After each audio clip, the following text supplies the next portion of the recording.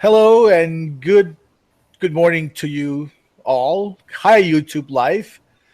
This is Sirley. We're doing a dry run on our firstborn matrix, and with me I have Frank Dubiz. I'm here in Ontario, California, and I have Frank Dubiz in Glendora, California. And let me turn the mic over to Frank Dubiz just to kind of as we're doing this dry run test, just to show us a little bit of what we'll be talking about starting next week, Monday on FM Hangout. So, Frank? Thank you, Sirley, for that introduction and for this opportunity to give a taste of one of the studies that I've been involved in for the last 2 decades. And that is to look at the nation of Israel as a prototype for what God wants to do with all nations. So that's using the hermeneutic of typology. So on display right now is a chart showing a overview of comparing Joseph. In his Old Testament, Joseph was the 11th son of Jacob in the patriarchal stories of Abraham, Isaac, and Jacob. And here is a demonstration of how Joseph could be viewed as a prototype of Jesus. You can see on the left side of the screen the time where I'm beginning the journey is when Joseph was sold as a slave by his brothers, and he was bought by Potiphar, who was one of the generals in Egypt. And his rise to power, Joseph's rise to power, was in Potiphar's house, where Potiphar saw the integrity of Joseph and made him second in command over his household. Then you will see the word prison coming down, and that is the sharp fall of Joseph when he was accused of fornication and was thrown into prison. And after he was there for a period of time and he answered some of the dreams of other prisoners and was able to expound on them, that Pharaoh heard about this and called him to explain one of his dreams. And after Joseph was able to explain it, Pharaoh then brought him out of prison and made him second in command over the entire nation of Egypt. So you can see how Joseph's jurisdiction was magnified, where it was initially head over one household in Egypt under Potiphar, second in command under Potiphar.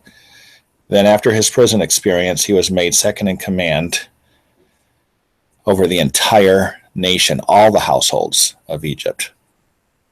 So in trying to then extrapolate how this would apply to Jesus, my proposal is that Jesus is initially head over one nation. Out of all the nations of the earth, he was made head over the nation of Israel. Now, we could say second in command in the sense that he was under his Father, our Heavenly Father's jurisdiction. So Jesus was made second in command over the nation of Israel. And then, after 2,000 years of working with the nation of Israel, he became incarnated. That's the word incarnation there. Similar to Joseph's prison, he came down to the human level. He left his divine level to come down and be born of a human family. And I even think the manger scene where Jesus is born in an animal manger and environment, a stable, is a picture of how he left his divine nature to become a human nature. And he lived his 33 years, and it resulted in the crucifixion and death. And then God the Father raised him up from that and exalted him at his right hand as he awaits then his coming jurisdiction over all the nations. So he was initially head over one nation, but now we are anticipating his rule over all the nations in the future kingdom of God. So that is an example of Joseph being a prototype of Jesus. Thanks, Sirle, for letting me give this brief intro. All right, Frank. Thank you. Now I'm really excited. Now I can't wait to hear more about this.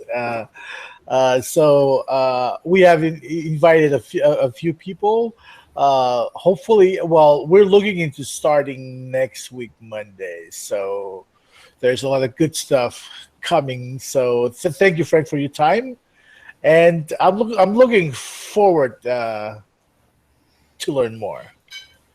So this will end our dry run as we're trying to introduce this FM Hangouts, which is Firstborn Matrix Hangouts, hosted by me, Sirle, and Frank Dubis. So there you have it. Frank, last word? To God be the glory. Thank you. Amen. Amen. All right. So I'm going to go ahead and cut